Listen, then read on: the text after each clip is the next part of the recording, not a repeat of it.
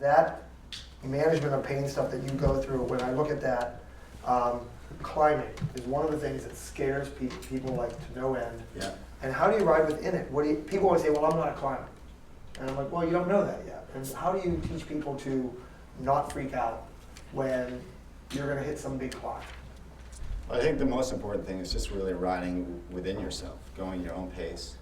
You know, not starting, if it's a 3 or 4 mile climb, not starting out too hard, and listening to your body and riding in your comfort zone.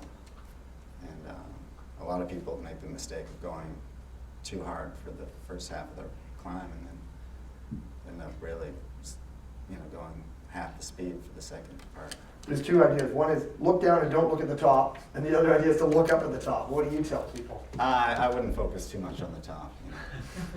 Just focus really on yourself, on maybe the people around you, and enjoy it. Enjoy it. Climbing's fun.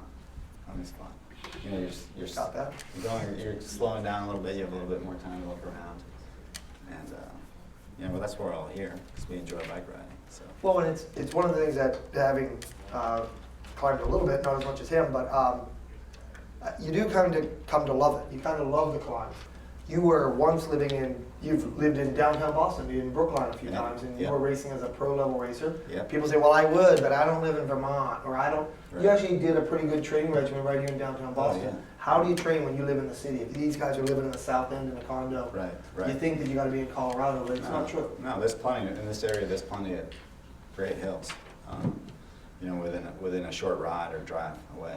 Depending on during the work week, if you only have an hour to ride, I'd recommend either getting a good workout inside or finding a good local hill. Even just doing a circuit in your neighborhood with a tough hill in it. If anybody needs to know, I have a great loop on Park Ave in Arlington Heights that you can do. Arlington's great. Which you won the national collegiate title on that course, which is not an easy climb. Yeah. You do it. If anybody can do my course 10 times, Yeah. I'll buy the beer. So And I've then, done 7. then in south of Boston, you have like the Blue Hills. Right. There's a lot of great climbs around here. Do you encourage people to find a climb and hit it several times and get used to climbing? Absolutely. The one question that came in from somebody was like, describe what it's like to be on a team with Lance Armstrong. Obviously, you were with Postal for several years. It has been written that Lance Armstrong wants to win a handshake.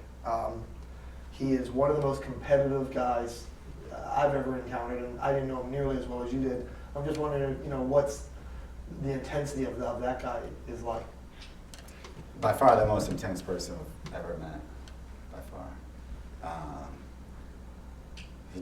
He has an incredible competitive nature. I think he had a difficult childhood, and it made him really work for everything he ever got. And, he is a cutthroat competitor, and that's made him, the champion he is today. I've always said that. I've always heard that. As soon as that team bus closed the door on, it was like. Yeah. There were some tense days in the team bus. No, do you have any stories like that? Yeah, no, we. I rode with Lance for 4 years on the U.S. Postal Service cycling team. And his first year, he was just coming back from cancer, so he skipped the Tour de France that year. It was 1998. By 99, he went in with a focus to win the Tour. So I helped him win his first 3 Tour de Frances, and yeah, there were some good days. There were a lot of good days in the team bus, but there were a lot of bad days. And, he expected the best out of you. He expected you to, give every ounce of energy. Obviously, for the task at hand. You became a contender against him, but yeah.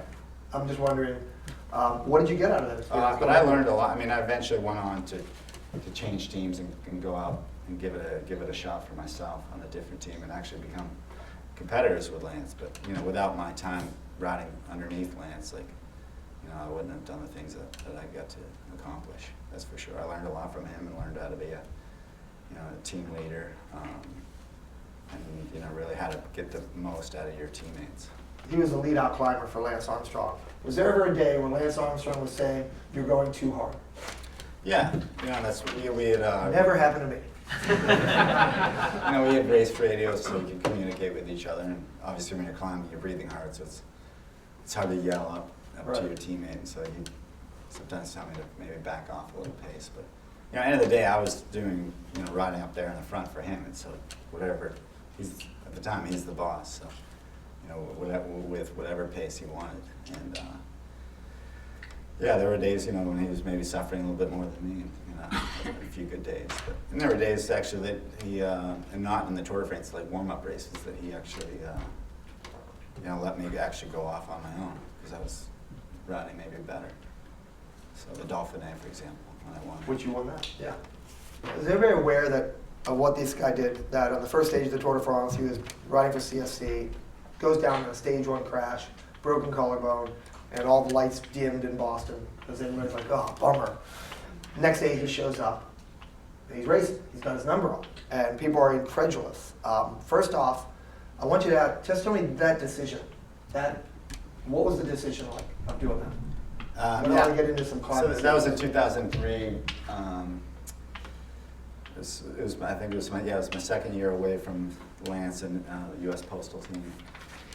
I felt like I did all the work. I was ready to really to have a shot at winning the Tour de France, and I felt like I was in the best shape of my life. The whole year was about the Tour de France, and huge sacrifice by myself, my family, my teammates. And, I showed up to the start line of the tour just ready to go, and all of a sudden, disaster. And my collarbone wasn't 100% like displaced, so I felt like maybe I could. It's only 90% displaced. I could deal with the pain, and I spoke a little bit of French, and I could understand what the doctor said there in the hospital. And said basically maybe it's possible. you were not allowed to do pain meds either, right? Yep. So A no- lot of Tylenol. Yeah. A lot of Tylenol. So you The were only thing they let you take made you feel too, right. it wasn't safe to. First ride a bike. day you were racing that stage. It's a flat stage, but Yeah. what's going through your mind? And also, what were the other riders doing to you in the field that day? How were they treating you? They're saying that I was crazy, but they had a lot of respect for what I was trying to do. Basically the next day, the first day after my accident, I just rode to the back of the group, right at the very back, and cause I wasn't sure of myself really, or how much I could push it, and I didn't want to endanger anybody else. So the team put a couple of my teammates with me at the back to make sure I was safe in case I got in any trouble. I put extra bar tape on my handlebars, so reduced the sort of as a shock, took a little bit of the air pressure out of my tires, and just really took it 1 mile at a time. So I didn't know if I was going to make it, 2 miles or. And then you get into the mountains.